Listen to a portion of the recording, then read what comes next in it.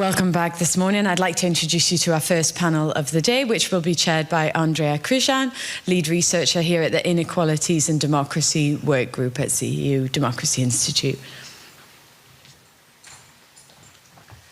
So, good morning, everybody. Not everybody woke up yet, I can see. Not everybody's in the room, but I guess people will be coming in as we start. So this panel is titled, How Does Excessive Wealth Damage Democracy? So what is interesting is that we have three people who come bring very different perspectives, but I think we have a lot to talk about nonetheless from those different perspectives. So we will talk about mechanisms through which wealth concentration undermines democracy. So it's a bit of a diagnostic panel, I think, but maybe we will do more than just diagnosis. So let me introduce the three panelists. Peter Haegel is an associate professor and chair of the History and Politics Department at the American University in Paris.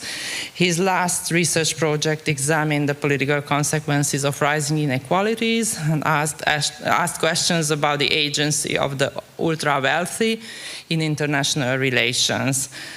And the findings of his research were published in a book called Billionaires in World Politics with Oxford University Press in 2020. Kati, Cseres, our second speaker, is an associate professor of law at the Amsterdam Center for European Law and Governance and program director of the EU Law Masters at the University of Amsterdam. And she investigates uneven power structures and relations in EU competition law, consumer law, constitutional law, and sector regulation, and how prevailing models of economic law can respond to challenges of growing political and corporate concentration. Since 2024, she is a board member of the Inclusive Competition Forum, which is a think tank connecting experts in competition law with stakeholders working to promote a more socially inclusive competition law and policy and a fairer, more sustainable market capitalism in Europe. Shakuntala Banaji, she's a professor of media, culture and social change at the London School of Economics and Political Science. She lectures in film, international media and the global south with a research focus on children and youth, democracy and political socialization, audiences, new media, hate and disinformation. And she also brings 30 years of experience as an educator, researcher and academic, and has been awarded several prizes for her teaching. She has published several books, but what is most important for us is her 2022 book on social media and hate. So this is the lineup. So we start with Peter today, and then Kati is going to come next. Everybody will have 15 minutes, and then we open the floor after another round of questions. So let me see. Here you go. Perfect.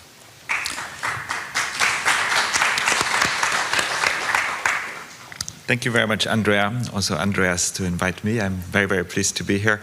Actually, George Soros was one of my case studies in the book on billionaires in world politics, and I had never been to the CEU, so I'm very glad to be here and exchange with everybody who's here.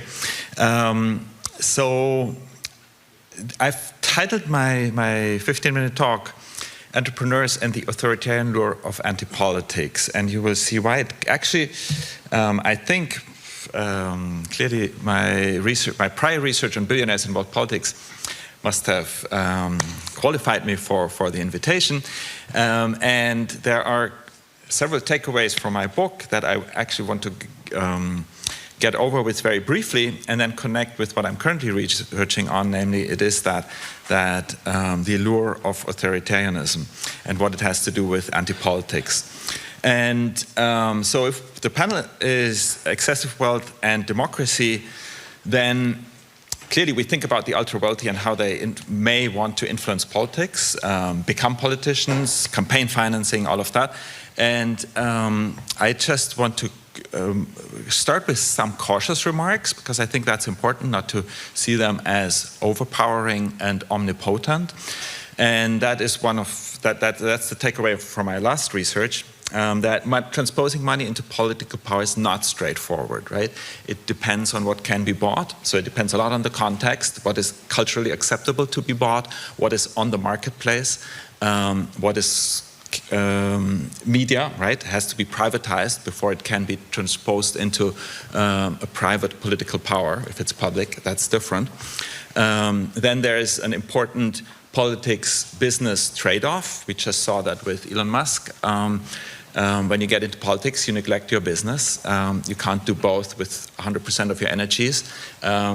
Bill Gates stopped Microsoft when he went into philanthropy. There is a trade-off with your time and energy. And it also requires agentic capacities. It's not just money. Often when ultra-wealthy enter politics, it's entrepreneurs who try to mobilize some of the experiences, and they're different depending on the business they're coming from, when they move into politics. Berlusconi had all business, had everything you need: media, advertising, entertainment, very high agentic capacities for entering politics. Some others, much less. Also, excessive wealth remains quite volatile. There's this great book, it's actually a private wealth management help yourself book, The Missing Billionaires, but it does show that if you take the wealthy from 1900, there should be over 100,000 billionaires. They are not there because money disappears, wealth disappears quite often. Also, if you take the first global billionaires list from 1987, not so many are on the lists today.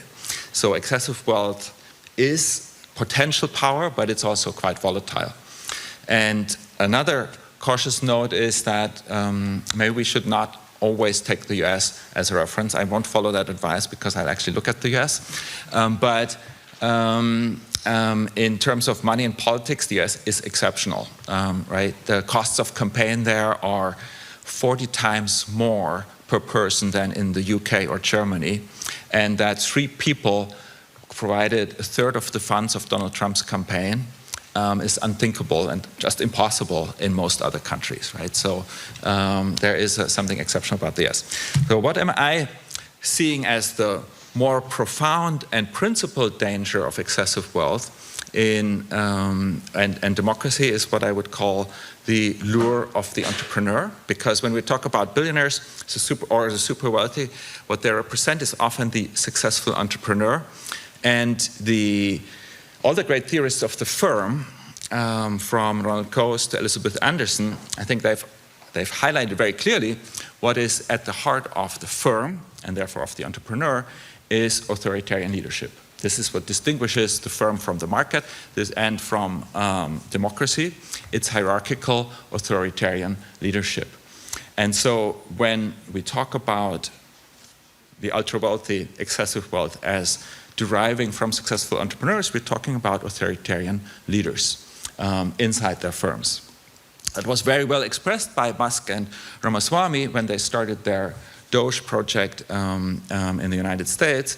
This was their statement: we are entrepreneurs, not politicians. What was their own word's definition of this? People focus on driving change through executive action. Right? This is their self-understanding. And so when I ended my last book with what I thought was I think for a lot of the challenges that we've talked about yesterday in a lot of other panels when it comes to ultra-wealthy influencing politics through opinion shaping, media, campaigns, or political financing parties, and so on. We actually sort of know what can be done. There are countries who have better campaign financing laws than others. There are countries who have more generally better political financing systems than others. There's a lot of what we know what could be done. But what is really dangerous when the ultra-wealthy become seen as legitimate to rule, as having the right to rule. And I think that is what maybe lie behind this is the image of the successful entrepreneur, because there is that authoritarian lure of this being an attractive alternative to democratic decision making. And in that sense, it's partially neoliberal, because the entrepreneur is part of we should all be entrepreneurs as part of the neoliberal paradigm, but it's also not, because it is not about markets. This is not about embracing markets. I think that was really the change also in the United States from the Koch brothers to the current administration. There's no more talk about markets and competition. There's talk about the omnipotent entrepreneur who should not be limited in their entrepreneurship. So the question for me is, why are entrepreneurs so attractive? Yeah? Why are they? And there's a paradox here. In August 24, Americans were asked about billionaires in politics. It was a representative poll by the Harris poll, which is one of the good surveys and regular surveys. And 73% wished billionaires played a smaller role in politics. 58% agreed that billionaires are becoming more like dictators. And 3 months later, a majority voted them into power. Right? This is a paradox. And I think it has something to do with that authoritarian lure of the entrepreneur, epitomized by Trump and Musk in the United States. But I think there is a more global trend here. This is not just the United States. There were several global surveys, especially among younger generations, that show quite clearly that the attractiveness of democracy is declining. And this is a cohort thing, but it's also, and it's not just a life cycle thing. That's the two quotes I have here from two larger global studies that came to similar results. So my question is, and this is linked to another trend, a growing trust gap. Yeah, these are the Edelman trust barometers that ask regularly, who do you trust in? And the trust gap between business and politics is increasing. So there is something going on globally also where people trust business. Here, for me, that is partly reflecting entrepreneurs more than politics. Employer even higher. Another such survey, this is US again, so I have sometimes US, sometimes global surveys.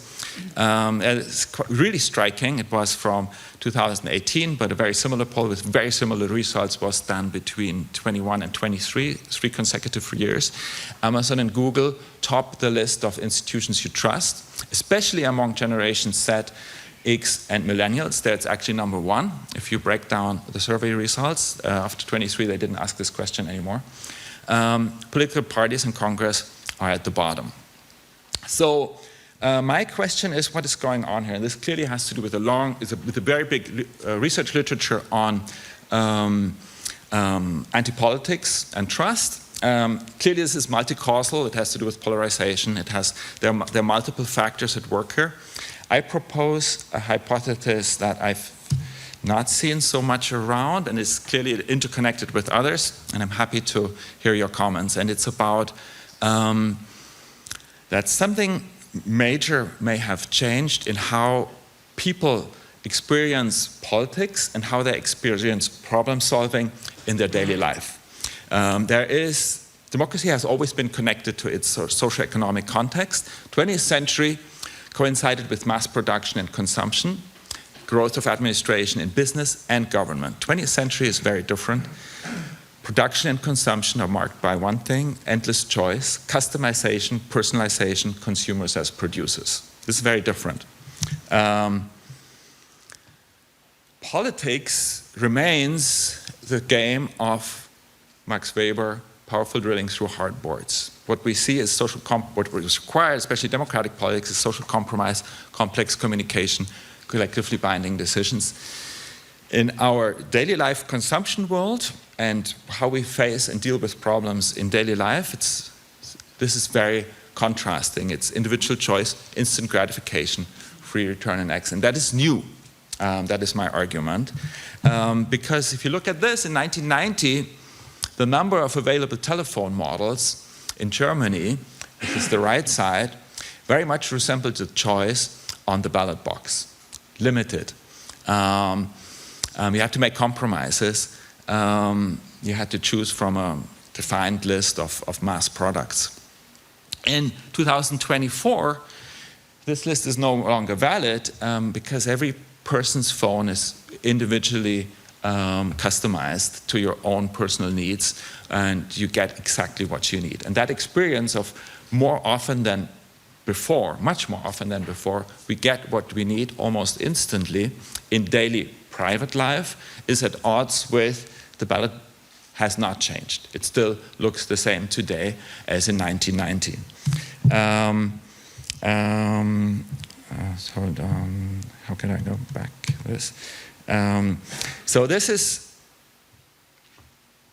if I go back here, right, Jeff Bezos and many other entrepreneurs represent people's experience in their daily life. They are the ones who've been driving the satisfaction of individual needs, customized, personal want satisfaction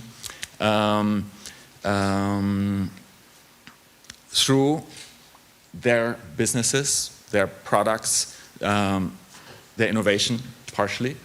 And so I think to a large extent that lies behind their being seen as attractive as leaders, because there is this disconnect between democratic politics is slow, boring, powerful drilling through hard boards, and in the private consumption world, daily life world, we have a different experience to problem solving. It's really about and it's not just business, it's also go to YouTube, you get do-yourself instructions, peer-to-peer learning, all of that. This is at odds with how traditional democratic politics functions. Now, this is maybe a somewhat negative or pessimistic outlook. I don't think it needs to be, because there's actually a lot being tried and thought about and proposed about how politics can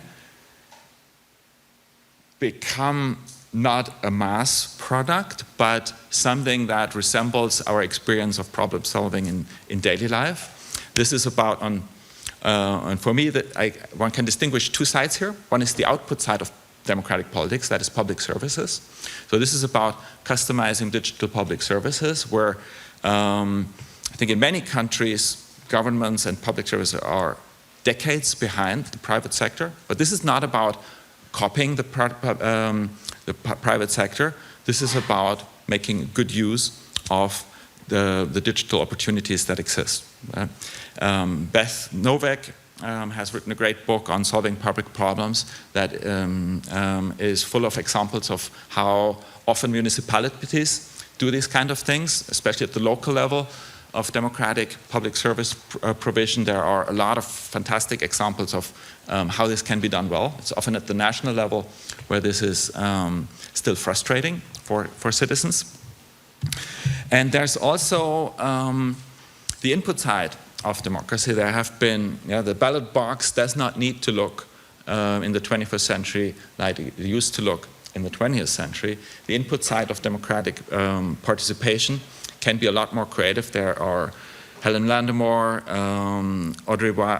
Audrey Wang, Taiwan and Estonia are two countries that have advanced this in very creative ways. There is also a lot of literature and research out there about how to adapt the input side of democracy to make it more participative, more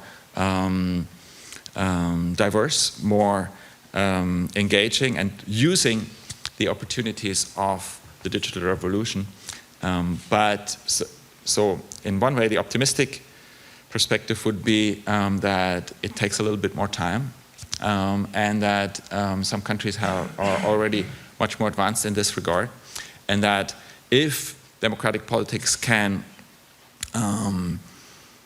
not copy the private sector, but make use of the new opportunities of technology in a way that the private sector has already done, maybe we see less of that disconnect and less of the lure of the successful entrepreneur who is an authoritarian leader. Thank you.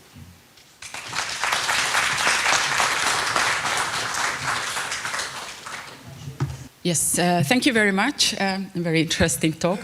Thank you very much for the invitation. I have enjoyed very much the discussion already yesterday, and I'm very pleased to be able to share some of my thoughts here today. It's a little bit far away from me after this very kind introduction to add something to what I do, but let me add something because it's important to why I stand here and why I talk about democracy and this specific part of law. I am an EU law scholar, and I work mostly on economic law, competition law, but I also have a background in consumer law, and my team or my group or my department at the University of Amsterdam, many of us do also constitutional law. So that's a little bit of my background. But over the past years, I have been working quite a lot with civil society organizations, many of them who came to this space of competition law because they have been seeing that their old work or their traditional work, which was to keep public power to account, was changing. They have been seeing that it's private power, it's indeed concentrated economic power in the hands of private entities, are raising very serious questions for democracy. And they have been looking at, and this is where I have been also cooperating with them, how law can be mobilized, how competition law can be mobilized to address these types of questions. So that's, I think, what brings me here. And today what I would like to discuss is, I went back a little bit to basics and just to share with you what are the kind of discussions in this field, because we talk quite a lot about democracy, something which has not been a subject to debate for a long time in this area of the law. It's pretty much full with either law for a long time or economics. This is a new opening, and with a lot of disagreements, a lot of debates and heated discussions. But why I think it's interesting to discuss this area of the law, I use competition law, I am an EU scholar, but I know that if you are more familiar with the US, then you would use antitrust. So why I think it's interesting to discuss this area of the law today is because it has been explicitly designed to address the problem that is at the table. So concentrated economic power, concentrated market power, and its threat to democratic governance. So if we look back to the historical archives of why we have competition law in the US, for example, which is the first piece of this kind of legislation, then there has been very much a feeling that after the immense industrialization at the end of the 19th century in the US, these big trust corporations were putting their hands into other things than just the economic sphere. And they were putting their hands into the electoral processes, manipulation of legislation, exploiting workers, suppressing small businesses, campaigns, so many of those processes that are core and, to democracy. And this is a quote we also use often to show our students, to bring these things down to some more simple language, is that, well, if we will not, as in the US, and you're a king and a political power, then the same kind of principles should apply also in the market. In the US, after the turn of the century, there has been quite a long period of what we call a progressive area, which I think, again, is interesting here, where it went on and it has been very much entrenched in scholarship, but also especially by the courts. And this is former Supreme Court Justice Louise Brandeis, who said that, so it's either we have democracy or we have concentration of power. But the two cannot go together, so expressing in a way that concentration of economic power is a threat to democracy. Now, if we look at the EU, we see a relatively similar story. Of course, the historical facts are very different.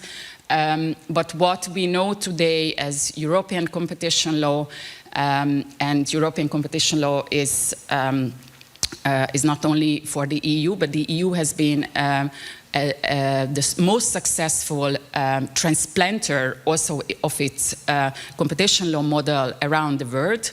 That's very interesting work by Anu Bradford and her team, comparing whether the US or the EU model has been more successful, and the EU model has been very successful also throughout Africa, Asia, Latin America. So when we talk about the EU, that's also good to keep in mind that often these models are not just limited to what we like to discuss inward looking. But again, we see a similar story of how excessive concentration of power, large corporations, cartelization throughout the 30s have built up and a very closely entangled relationship with the rise of totalitarianism and the Nazi regime. And once, after the Second World War, this school of thought very much these intellectual ideas were very much behind the first, what we call proper competition cartel act of Germany at the end of the 50s, with the idea that we have to prevent concentration of economic power because it is a threat to individual economic liberty and political liberty. If you want to read more on this, there is a brilliant book by Elias Deutscher. I guess it's not one I think that it's a German who writes about it in much detail with a lot of philosophical and historical background. And he brings it back, if you want to know what really is the relationship, what we discuss of competition, and I will come to it, what we mean by competition and competitive markets. He says we find the explanation very much in the Republican notion of liberty. And it's not just what you do with the concentration of economic power. I will come back to that, why this matters, but it's simply this situation of being in a dependent, like a slave and a master, a dominant actor, and liberty means non-domination, the absence of that relationship. Okay. So what we look at, what competition lawyers always worry about, you will hear many times, is competition. That's kind of an abstract term. It's basically rivalry on a number of things that firms can compete on. I think you already referred to it a little bit today. The consumption is enormous, it's personalized, it's massive. So you have to think about mobile telephone operators, digital services, etc. We are worried about whether markets remain competitive. And the reason for that is, so that means that they are not getting concentrated. So competition law has been there or has been designed also to decentralize economic power. In a constitutional language, in order to prevent that there is some kind of arbitrary intervention by those who have economic power in the market, which could interfere with other market players' choices or autonomy, decision-making, etc. Having market powers, having economic power is not per se illegal, which might be interesting for our discussion. When is the tipping point? In EU law, we talk about a special responsibility of big firms. So you do have to be careful what you do. It's only the abuse of that. So certain practices, certain behaviors will be recognized as violating the law. And in fact, concentration can also be good because it provides economies of scale, it may support innovation, etc., etc. In this field, we talk about these kind of relatively economic terms, but indeed behind that, very often and more, this transition between the economic power and political power is emerging. So discussions about how economic power can influence or can flow over lobbying, campaign financing, how interest can be captured, and what kind of in what ways they really threaten democratic institutions, result in rent-seeking, oligarchy, crony capitalism. I think we can go more into these in the discussion, also with a little bit with regard to the film yesterday that we have seen.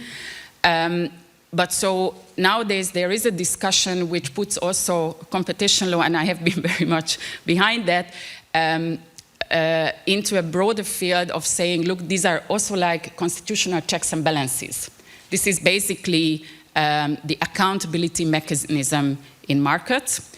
It makes sure that the rule of law applies in market mechanisms, and in that sense, it's instrumental to democracy.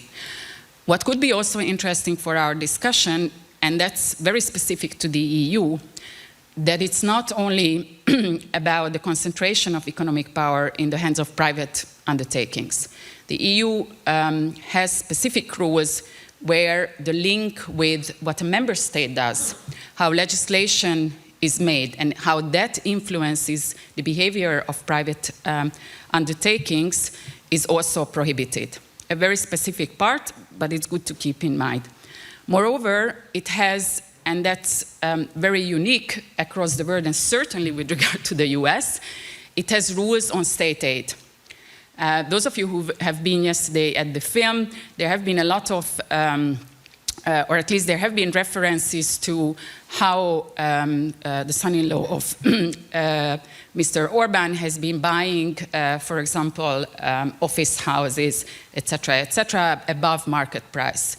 I have been hearing immediately that could be some kind of practices which could fall under the EU rules on state aid, because the question there is, what do you pay?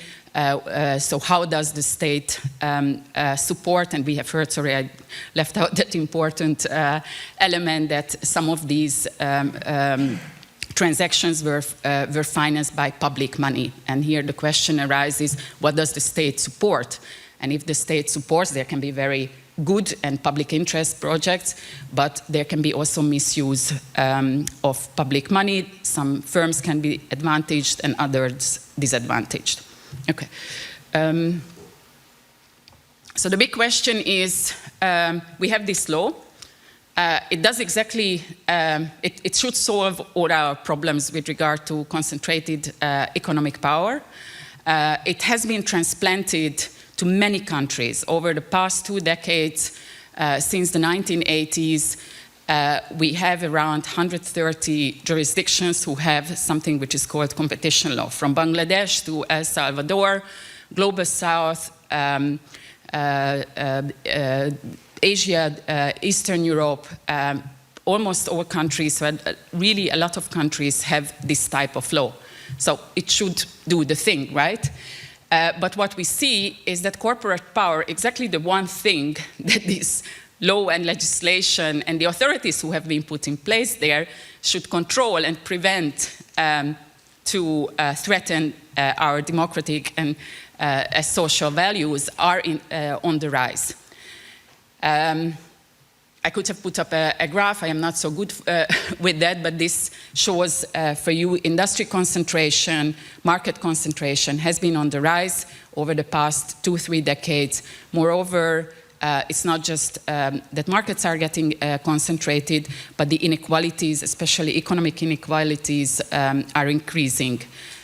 So often, the concentration and large corporations end up in a few hands in some of the markets, like this one here on the global seed market. So that's one phenomenon that we see. The other one is the rise of digital platforms, where certainly something is going on which is related to corporate power, but not only that. There is wealth being accumulated, but there is something more going on with our personal data, information,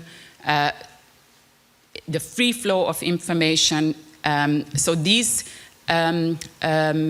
developments, I think, raise the issue of what does this law do if we have such problems, and actually we are discussing in a very serious manner threat to the integrity of democratic societies and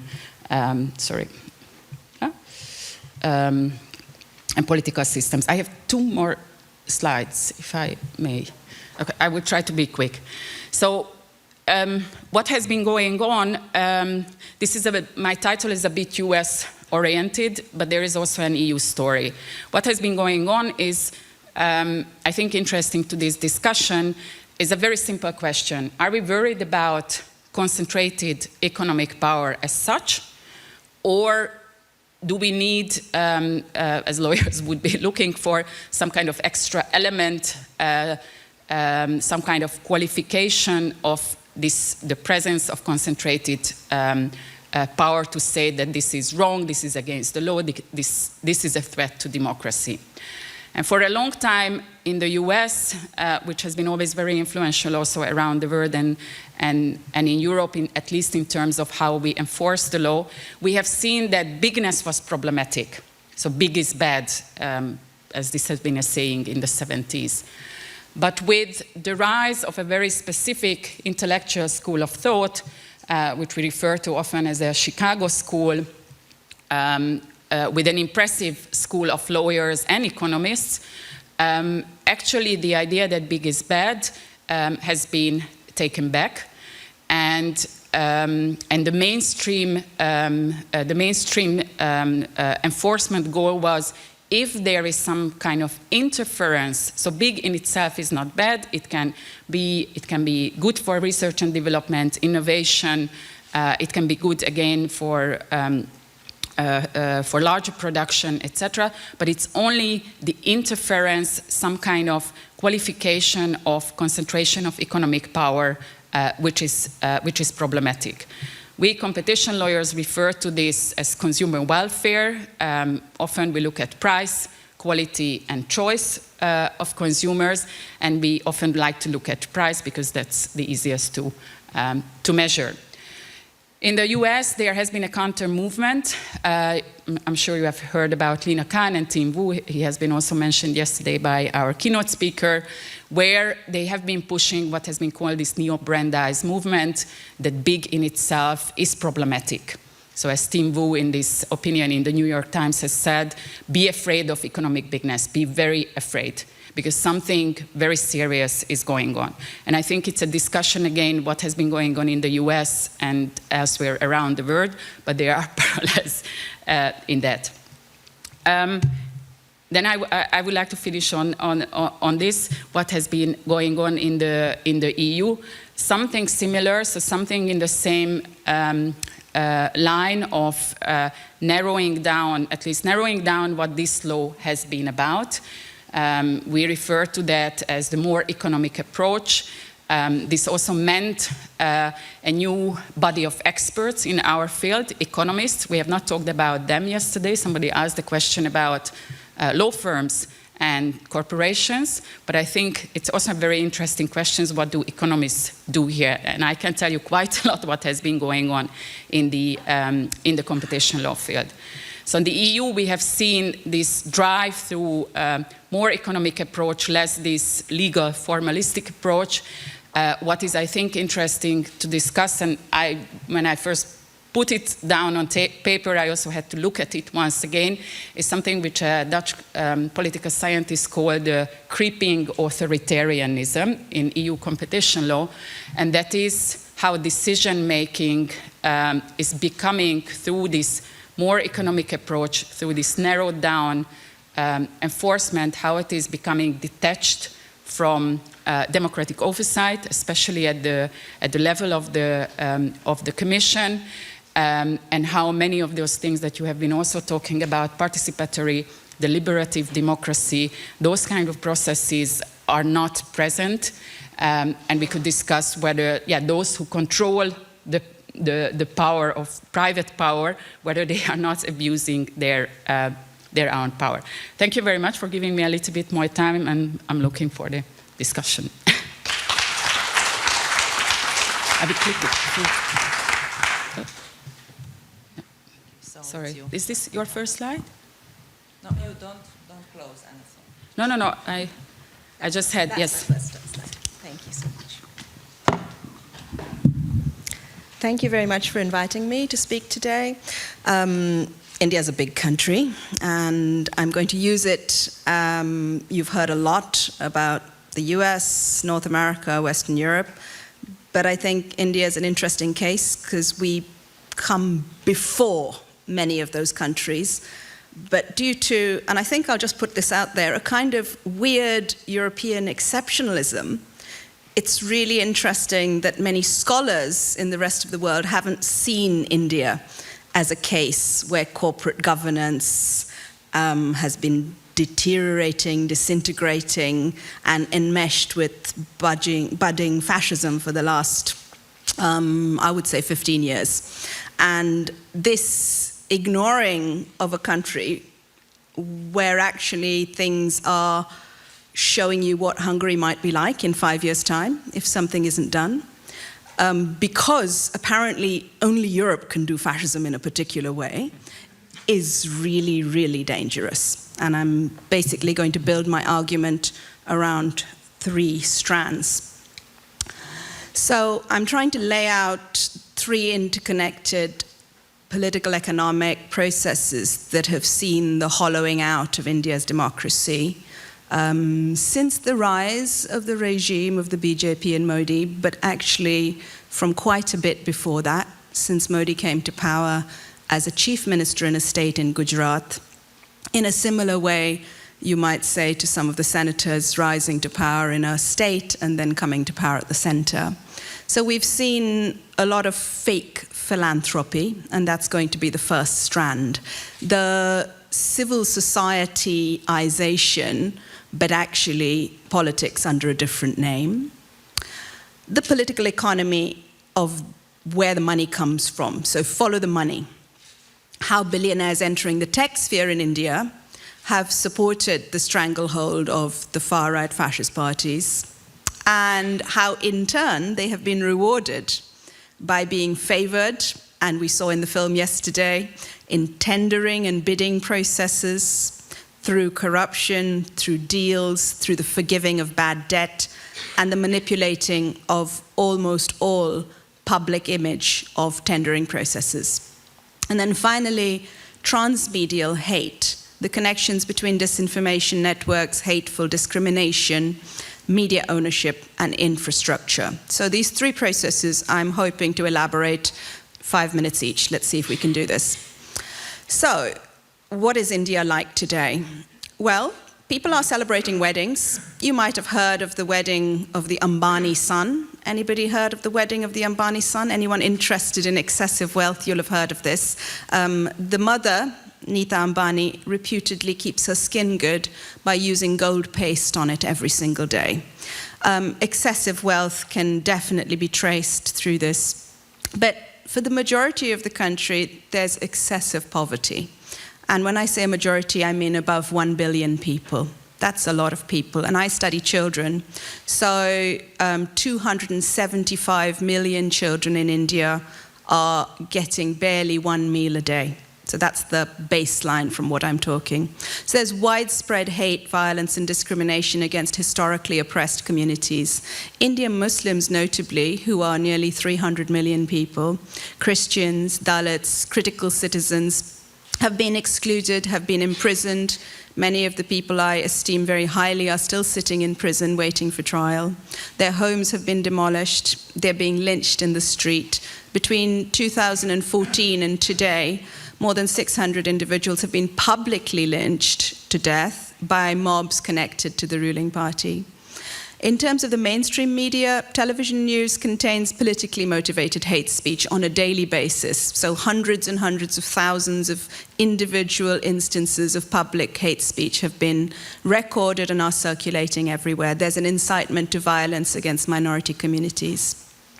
We also have a very thriving social media hate ecosystem into which AI-related disinformation is now making a major breakthrough. So we've got bot accounts, we've also got sock puppet accounts on Twitter and so on and so forth. And all of these things, so weirdly, will appear in the Western mainstream media maybe once every 3 or 4 months on an exceptional basis, and then they'll disappear. But this might interest you. just after October 7th, 2023, the largest amount of disinformation against Palestinians came out from the Indian hate sphere, because it's a very well organized, very, very well manipulated sphere. Let's take thread 1. Our Prime Minister is an ethnic nationalist, a Hindu nationalist, and he has made no secrets of his affiliation to the far-right organization, the RSS.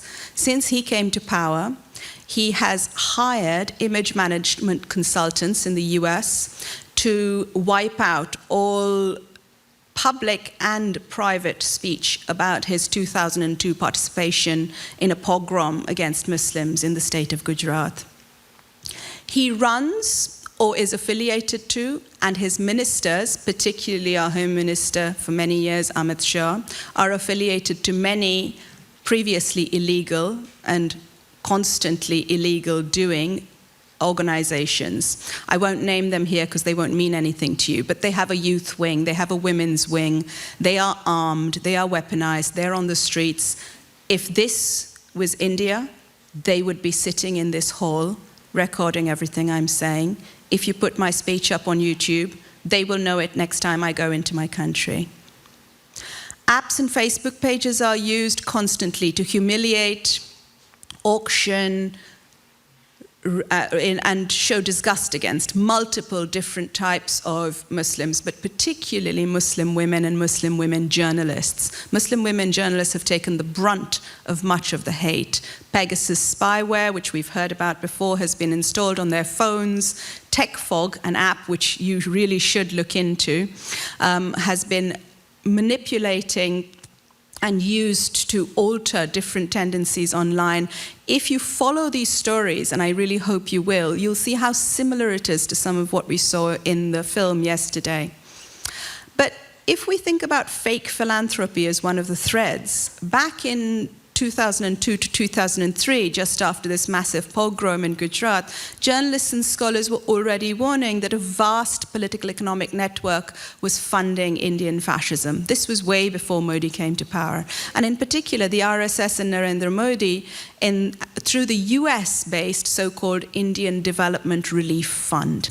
There was an earthquake in 2001. This fund was set up, but all the money was being channeled, as with the COVID relief fund and so many other funds we've had, fake philanthropy, channeled into far-right election propaganda. You can look at the report from 2022, a vastly well-referenced, incredible report published by independent scholars, and US-based anti-fascist Indian groups showed the way in which these vast sums of money, and we're talking hundreds of millions of dollars, had been collected in the US diaspora communities from tech firms. Tech is implicated at every single level of this story, and other businesses.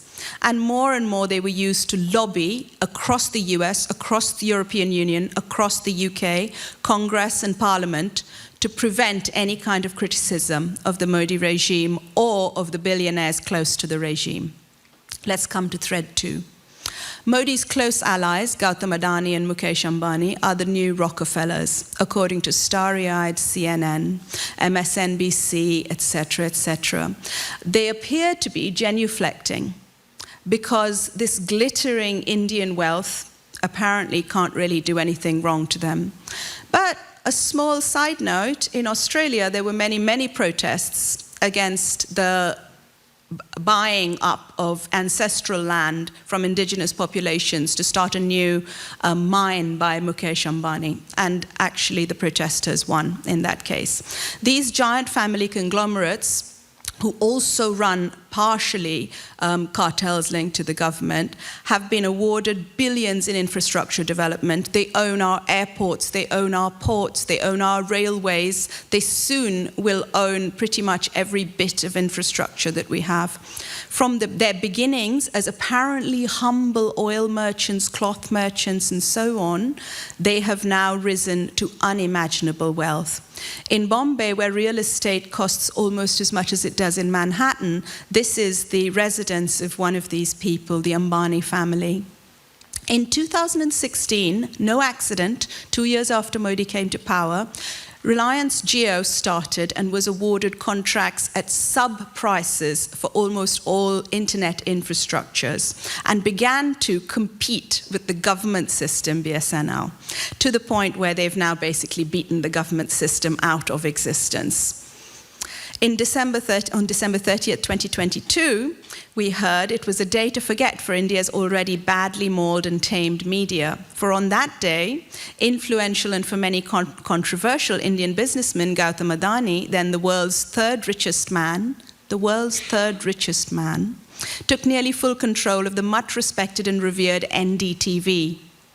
And his Adani Enterprises acquired a 27% additional share, taking his total holdings to 64.71%. I think you can see how the two previous speakers are very, very relevant to what I'm talking about. So now, this is the last independent media house in India. Between 2014 and 2022, the last independent media house has now fallen. A report by independent researchers for the Hindenburg Archive, who have been unbelievably brave, have been threatened, like yesterday's film showed, have many of them been attacked, their families under attack, some of them have been threatened with imprisonment. They brought out a report which published a report saying that the Adani Group, revealing that they had taken bribes, given bribes, that their corrupt dealings were held in Swiss bank accounts, were held in bank accounts offshore, that this money was circulating through Dubai, through the Emirates, through various offshore corporations in Switzerland, the US, and so on and so forth, the Cayman Islands. You can read the report, it's all out there. This caused the journalists who published this to be ultimately shut down. One of them came and spoke at LSE recently very powerfully about the kind of careful, methodical work required to go through tax records, records of transactions, individual financial transactions, how much something was bought for, how much it was sold for, how things were being bought at a loss of millions of dollars, in order for those billionaires to then take over that particular market, whether it was telecoms or construction. The regulator, our regulators have all also been bought up by the government or infiltrated by the far right, basically gave them a clean shit. Let's go to thread 3. Back to the residents. A Reliance-funded firm boosts the BJP's campaigns on Facebook. Now we come to the social media ecosystem. So the mainstream media, suborned and subverted, totally taken up and legally also supported by courts which have been infested with the far right. And we now have a full ecosystem where we can see transmedia narratives, narratives which start with politicians in the mainstream media, with suborned anchor people working for the far right, crafting a narrative against minorities, against democratic campaigners, against anyone who speaks out about corruption, against independent journalists, crafting a narrative which means that 3 aspects of the law, constitutional law, tax law, and hate speech law, are being constantly deployed together against anyone who protests against the creep of fascism across India. So this single narrative has been used in elections through hundreds of thousands of WhatsApp groups. And when we drew the attention of Meta to this, Meta said, oh, we've put in place things which will stop this from happening. And yet it happened again. And it happened again in 2019, and it happened again in 2024. So what you have is the cross-media amplification by billionaires of disinformation and hate, leading to murder, discrimination, and the death of democracy. Hate is profitable for business and for politics in India. But also you have to ask yourself why US corporations haven't done more when their policy teams know that these far-right accounts have been using X, have been using WhatsApp, have been using Facebook groups to organize pogroms. Why haven't they? The Indian case implicates global platforms, BJP politicians and legacy media in funding and circulating disinformation. I conclude. The nexus of government, big business, and social media, and the co-option of capitalist media suggests 3 things for us. First, that fascism and anti-democratic disinformation is funded with flows of capital from corrupt crony capitalism in India, from tax fraud, and equally corrupt ideologically far-right capital and philanthropy in the US and the diaspora. That Indian billionaires and tech wealth and far-right political power thrive on dehumanization and violence. So we can't just stick to the economy. We have to look at ideology as well. Violence against others is normalized via multiple mass and social media channels, notably visual ones. The demolition of shrines belonging to minority communities, Christian and Muslim, has now reached such an epic proportion that people are scared even to go to places of worship. People's homes are being demolished. Entire villages are being burnt to the ground by the Indian army. And soon, mining conglomerates take over those areas. Replacement of all of these sites by Hindu religious sites is used to fool the majority of the voting public into thinking that they're getting something, whereas actually these sites are mainly being used to give to big business. And finally, the international media. For all the Western democratic values and principles, has been largely complicit. And here I say they have failed. But actually, I don't think they have failed, because in order to fail, they would have wanted or should have wanted to hold the Indian government and Indian business to account. But having between 2002 and 2010 called Modi a dictator in the making, a potential fascist, suddenly, after all these image management firms from the US took over his image management in 2013, look up APCO Communications, they all dropped the story. He's been welcomed with open arms as a conduit to the Indian businessmen whom he has at his side. Thank you very much.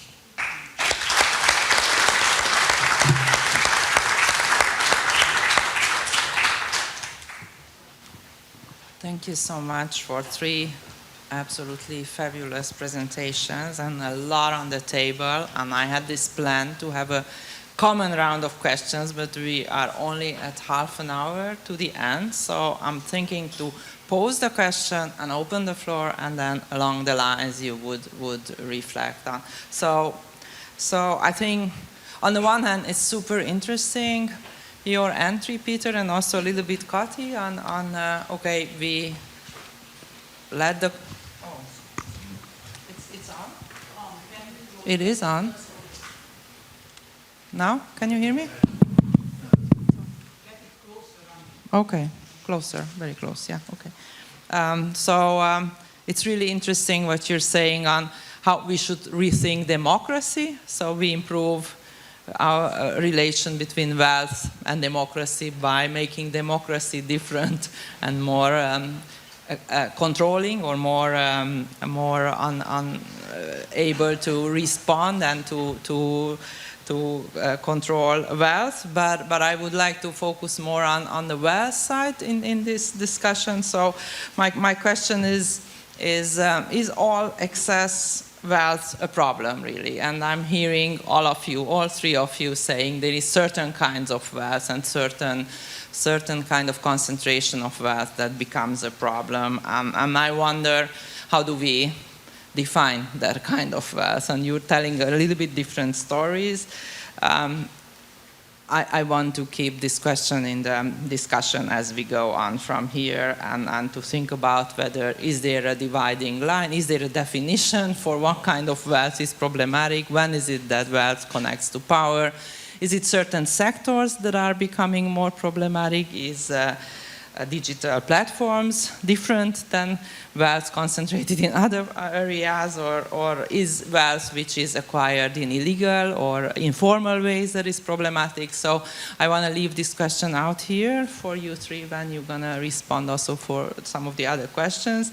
And let me open the floor now for questions. We have half an hour, so I think we heard a lot of things, so I suppose there's going to be a lot of questions. So we have 2 people going around with the mic. Marlies first, and then next to Marlies. So we collect like 3-4 questions and then we respond, okay? Yeah, thank you very much. Amazing, lots of food for thought presentations. I want to ask something of Peter and something of Shakuntala, and maybe they connect, I'm not sure. So, Peter, it seems that to some extent you're telling a generational story, a story of kind of different perceptions and preferences that come from how I guess, consumer experience has changed.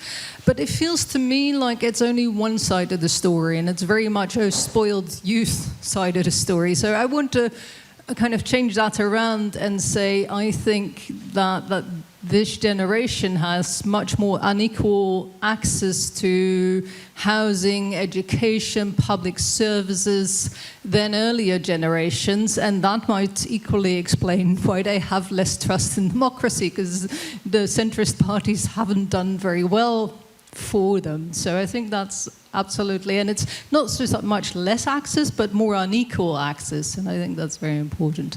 And to Shakuntala, thank you very much for emphasizing again that what's currently happening in the US is not our worst nightmare. What has been happening in India for the last decade very much is.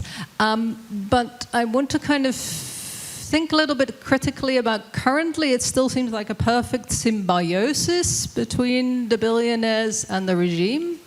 But if you think, for instance, about what's happened in Russia, but I think actually also what we saw in the film in Hungary, I think once you get to a certain point of autocratization, actually it ends up being the political leader in charge, and the billionaires are much more at the mercy of that particular billionaire. And I wonder whether that's also an Indian story, and also much more concretely, and this is completely selfish for my own research. So you, of course, mentioned the most notorious Ambanis and Adanis, but I wonder about other billionaires and whether there is still space for some billionaires to be more independent. I don't think that's true for the construction people, you know, the Mittals, the Tatas and so on.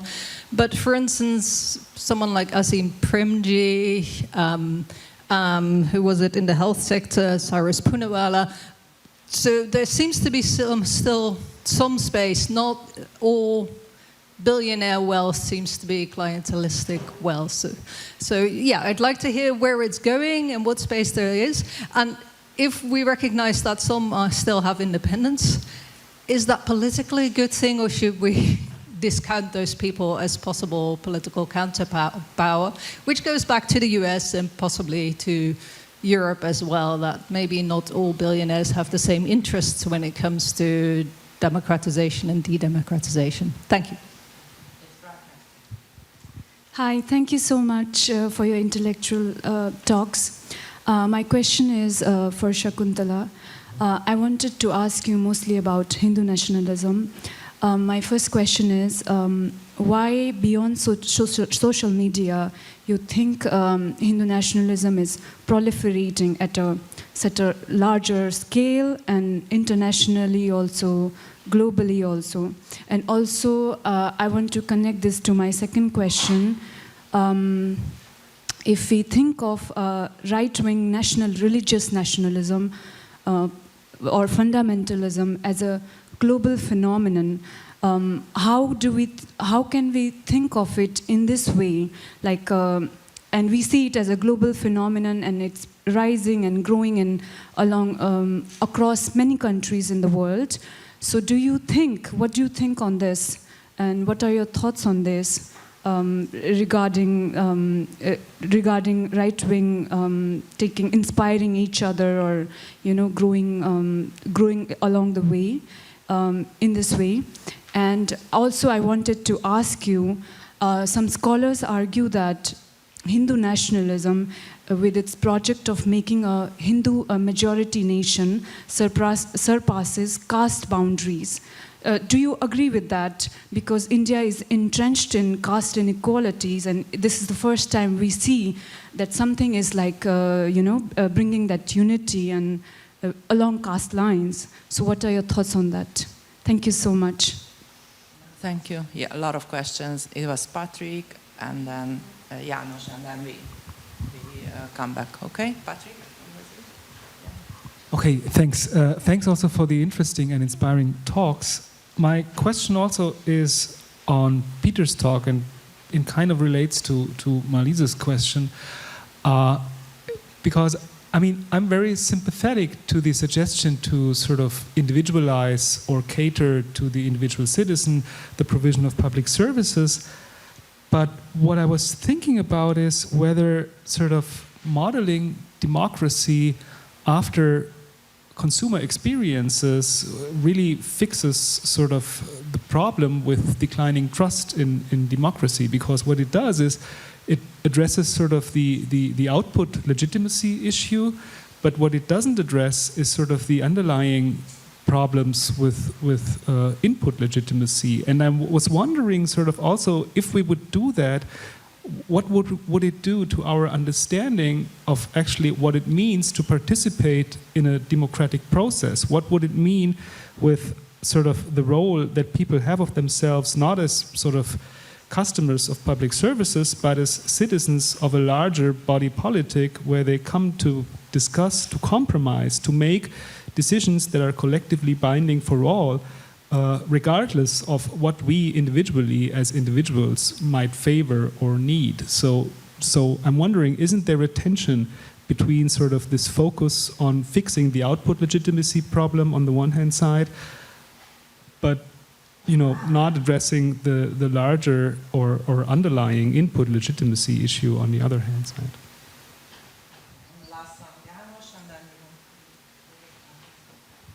Thank you. This is really worrying stuff that I'm hearing here.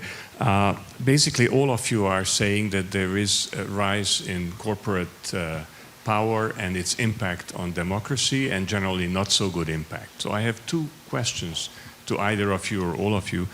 First of all, do you see a difference between corporate power when it's an individual person or a family that is leading that corporate power versus another corporate power that may not have a clear identified person or family leading it? That's question one. And question two is that, is this new or have we always had it? It's just that we're looking at it in a different way. I mean, the British East India Company wasn't just a commercial exercise. So how does it look historically versus today? Thank you. So maybe we start with Kati. Yes.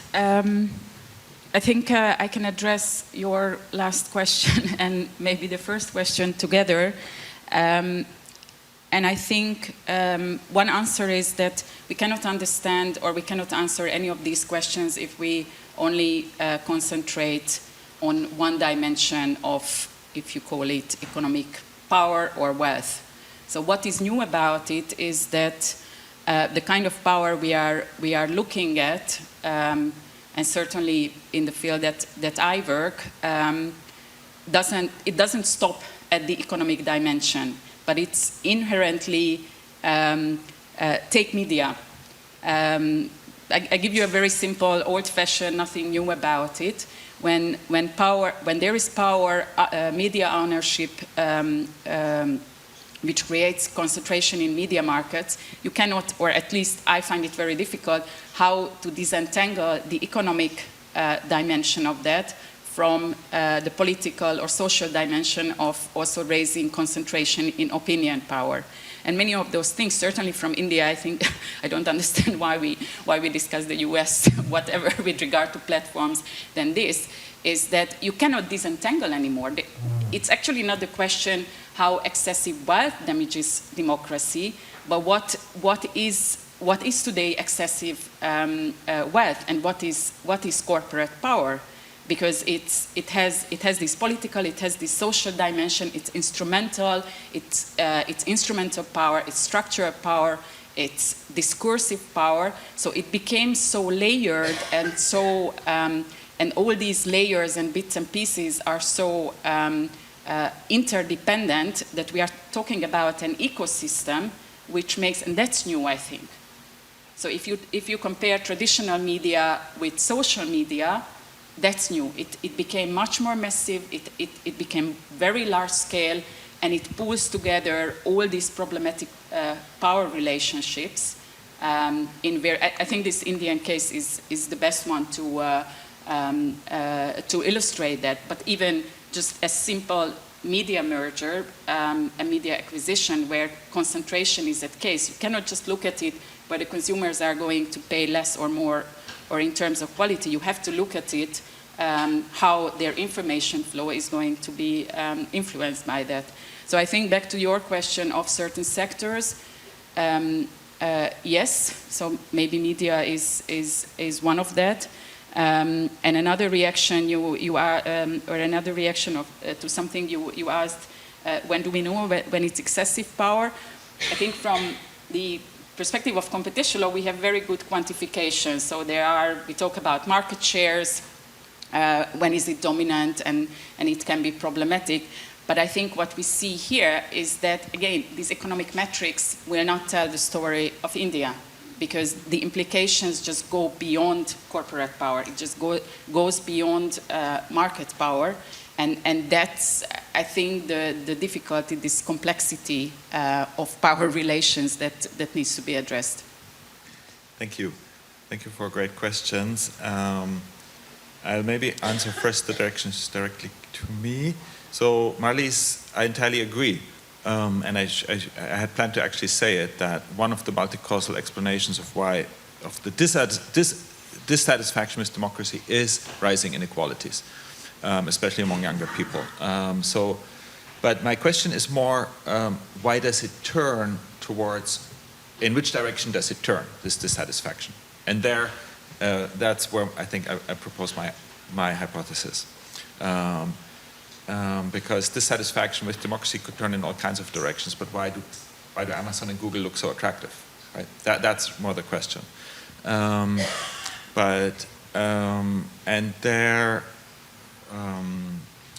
Your comment about the input and the output side, I also entirely agree.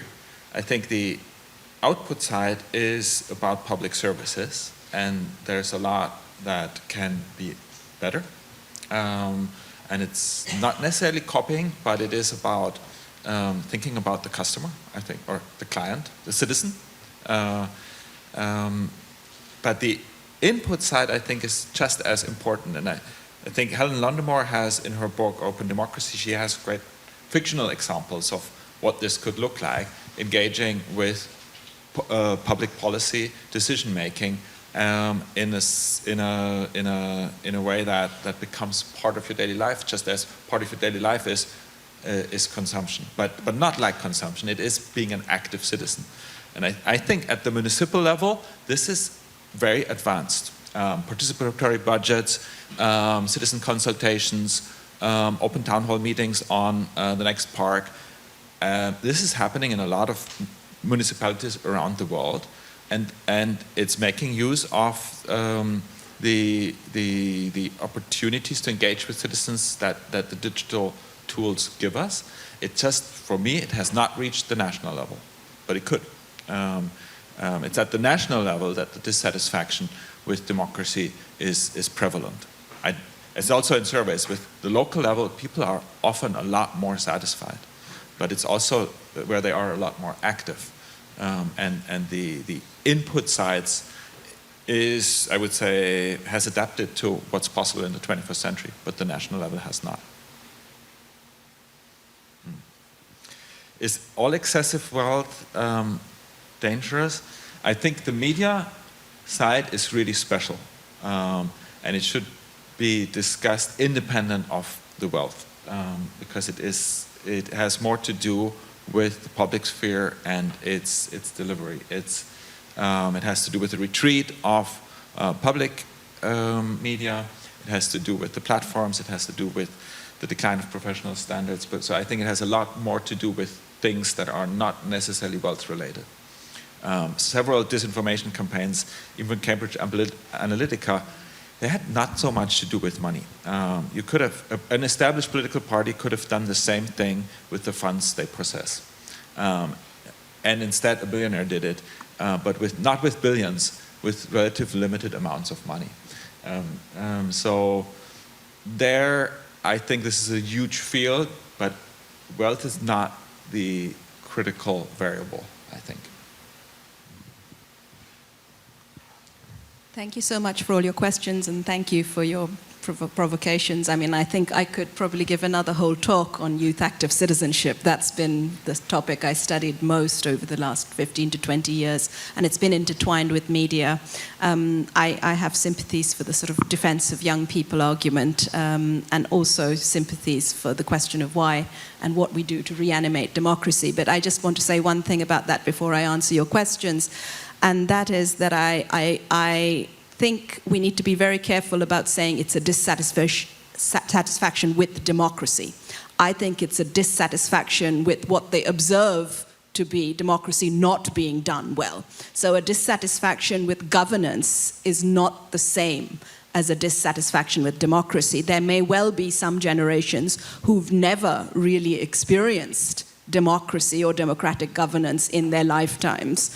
Certainly in India, that's the case for many of the 17 and 18-year-olds that I'm interviewing at the moment. So coming back to both of your really great questions, yes, there are minoritized billionaires like Poonawalla and Azim Premji who are using their wealth perhaps in the same way that Soros does to fund good causes, to fund universities, to fund education or health research.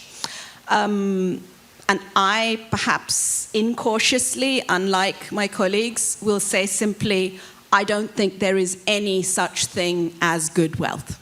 I don't think there is any such thing as a good billionaire. No and never. Not in my lifetime, not in the world. I've never observed it, looking back 100 years, never observed it, not in Russia, not in India, not in China, nowhere.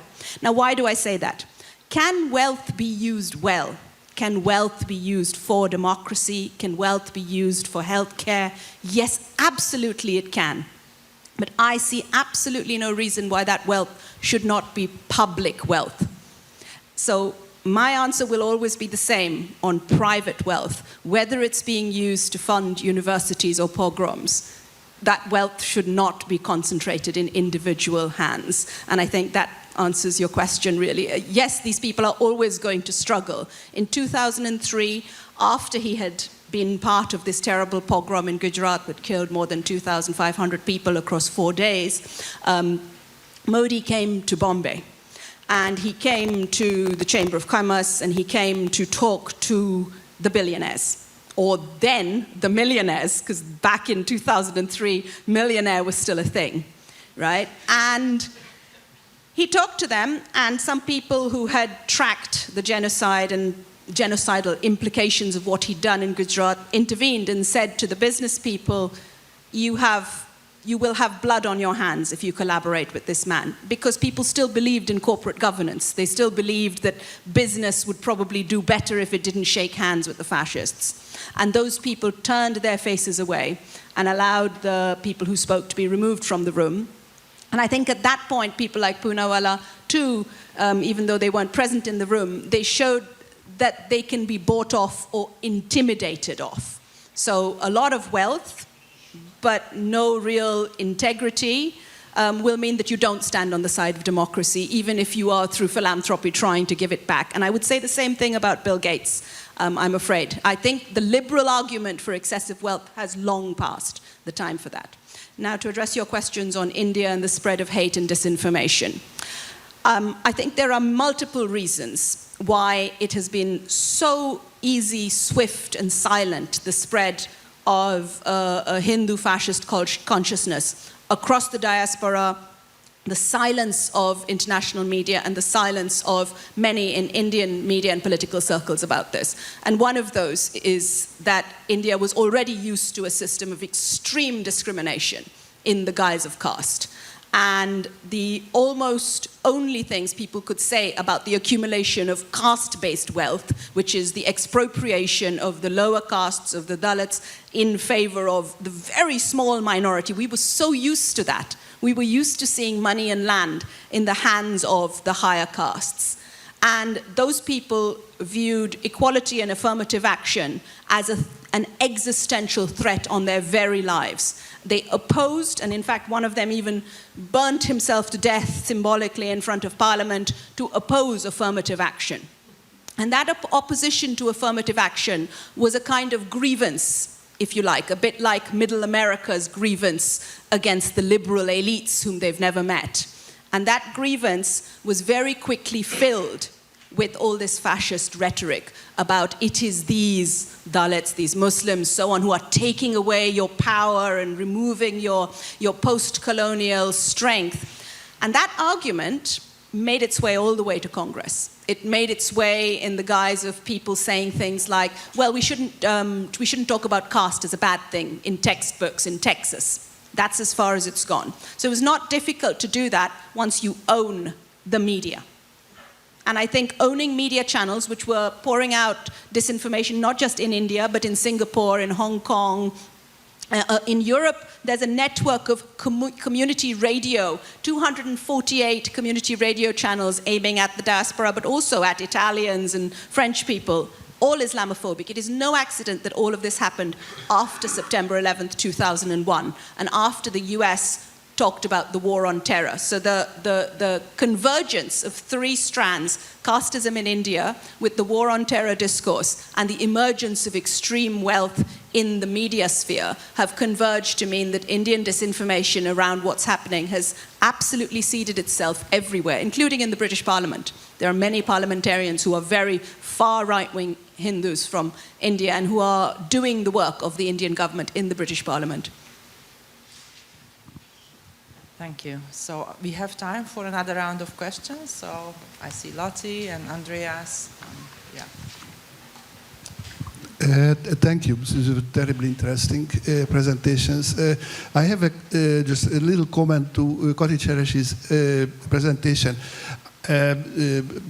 briefly about how the EU's structure of representation, how democracy is organized in Europe, contributes to concentration of wealth. That EU has a confederal system in which accountability is organized only at political accountability, only at the member state level, which means that if policymakers in Brussels would like to be re-elected, stay in game, then they have to fight for reaction at home. They have to convince the voters that they represent better the national interest than the others, or they bring home from Brussels more than the others. And that was linked to the state aid issue. So since the EU created its first regulation of state aid, member states, first of all, the richer member states did their best or worse to water down state aid regulation. The most blatant version of was after COVID.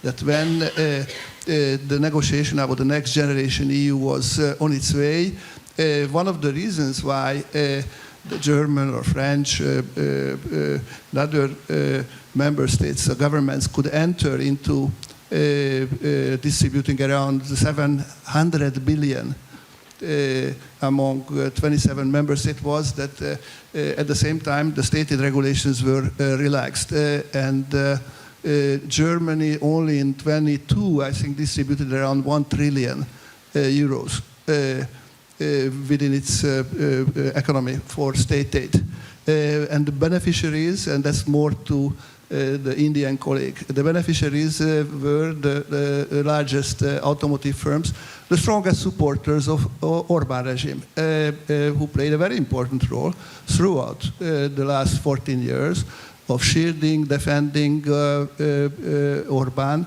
both in the German government and also at the level of EU.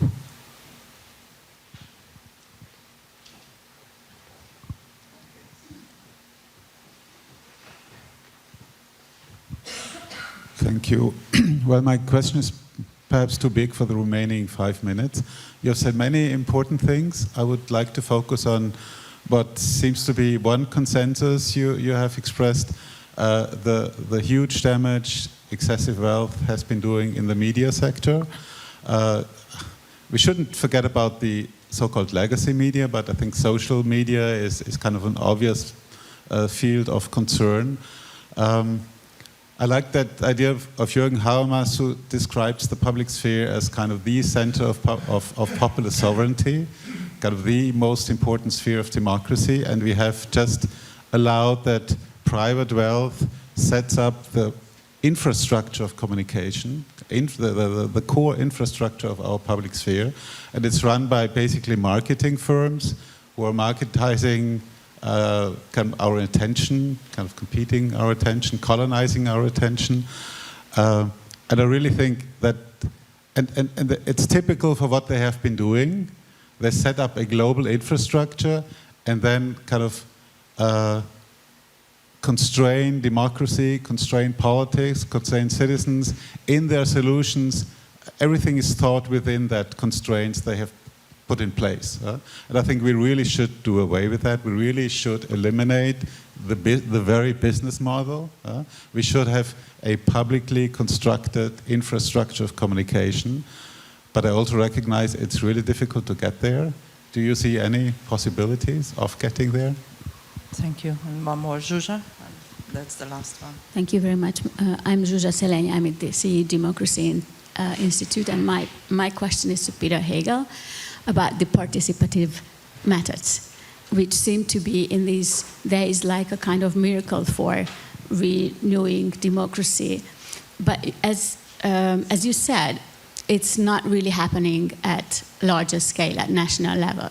So I think it's very understandable. I mean, local level, people are more concerned, but also local leaders are more necessary to have some kind of direct relationship with their people. The problem with the participative decision-making methods, that is all up on the power holders' political willingness. So if they are not willing, like in India or in Hungary or in autocratic countries, when they are depending on big business and money and power, they are not interested in any kind of participative methods. So can you imagine, or are you aware, or actually all of you, of various methods which are not depending on the power holder's will, but actually pushing something from bottom up? Thank you. I'll very, very briefly try to answer the second two questions, because I think it's really important to be thinking towards the future, to be thinking towards hope. And here too, when I think of what is the solution to sort of this monopolistic convergence between government and media, between media and private media, I don't think we're just being sold consumer dreams. I almost am at that point where I would say that's a romantic ideal, that we were just being sold consumer dreams of running through parks and using shampoos and you know, being able to click our fingers and call Uber and eat. That, I mean, it's horrendous in itself in terms of the exploitative value. But if every time you did that, you were also funding fascism, which meant that not a gas chamber was being built, but that weapons were being stored, genocide was being funded. That is, I think, the dystopic place where we are at now. So what are young people and what are grassroots movements doing about that? And what are intergenerational groups doing about that? In India, there was a bill introduced just before the COVID pandemic to remove citizenship from people outside of India who were from minority communities, but particularly from the Muslim minority community. And this seeded a massive grassroots movement. I don't know if anyone in this room has heard of the Shaheen Bagh protests. Maybe one person. Well, that tells you something. This was one of the biggest pro-democracy movements in India, probably since the independence movement. One of the biggest. And other than the farmers' protesting against the terrible corporate farm laws, no one has actually managed to gather that much support. They occupied space. Most of them were very, very ordinary people, many of them women, many of them veiled women, who came to sit in public squares, to talk about, to read poetry, which actually came from the Constitution. So they were reading the Indian Constitution, and they were being filmed by very, very ordinary people and put on social media. This caused the government to absolutely go into meltdown, and then to organize through a backdoor a pogrom just at the beginning of the pandemic in 2020. In February, there was another pogrom in Delhi, which basically ousted these people, and they were all accused of things they hadn't done, and they were removed. So state power, of course, got rid of it. But the story for me is that a grassroots organization across the country organized for democracy simply by doing something like reading the Constitution Constitution allowed, right, to people who perhaps were illiterate or to people who had never read it before, trying to say to the government, we're going to hold you to account. But de facto, India's constitution is no longer being followed. And therefore, of course, de jure, the government is trying to change the constitution to make it a constitution which supports what it actually does de facto. And that is the danger. We need grassroots movements like that. And in answer to the question about youth and where we go and how we break up monopolies, I want to ask, what is happening with all the encampments against the genocide in Palestine all around the world? Who are those people if not the young? Who is showing us what grassroots active citizenship against the media, against the corporate elites should look like? I think it is also young people. And many of the young people I've been interviewing have said that it is the 35 to 55 age group who are most at risk of believing disinformation which comes to them in WhatsApp groups. Those may not be those of you and me and sitting in this room today, but for sure it is our colleagues, our friends, our aunts, our uncles sitting around the world in the different places we come from. So I really think before we start working on or with young people, it is important to do this cross-generational work to change people's understanding of what democracy looks like at the grassroots.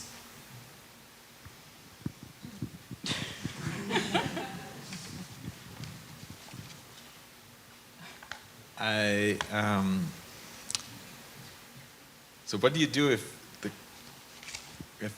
the powers that be don't allow for participatory? I think you have to find the spaces where you started. I think often it's the local level. If the national level is not available, it is the local level. I think a good example of this is, so I bring my experience in France. For a long time in local villages, the communication happened through WhatsApp because there was nothing else. Older people used the paper slip that was put into their letterboxes by the mayor, and the young people used WhatsApp. It's now brand new that an app called Panu Pocket is a public space in which all local communities in France now share their information between, often these are very small, about public affairs, what's going on in the village. This is new. It's 20 years late, I would say, because this is the kind of public platform where this is not controlled by a large corporation, and it's actually not that complicated to establish. But why is this only happening now? So this is the kind of example where I would say, yes, these platforms should be broken. The public sphere should not be owned by them. I think also that some national governments are trying to do this. Spain has tried some things. This is media law, basically, right? This is possible, but you can also create alternatives, especially for the public conversations that democratic politics needs. Yeah, I would try to be very short because I think it opens another chapter. I have been seeing participatory processes and especially civil society organizations, but it's a very different technical field where platforms, for example, have to align now with all kind of EU legislation in the digital field, how they try to keep both the platforms and, again, the enforcer, the commission to account. But I think, and that would open another chapter, the immense lobbying which is coming, and that's back to the economic power of these platforms, simply capturing the whole discussion or the space, has been extremely problematic. So I know that the will is there, but there seems to be many practical reasons why that space is not opening up more. And I have seen also the fear from the enforcer and the legislator itself so much focusing on controlling these big powers that actually forgetting, which sounds a bit strange, forgetting about these kind of participatory channels, because for them that slows down the whole process. So if you have to answer another. Just very briefly on the state aid, I think state aid is part of the treaty. So what you refer to are special regulations, legislations around COVID and the financial crisis. And I think state aid we could discuss. It's a very political space.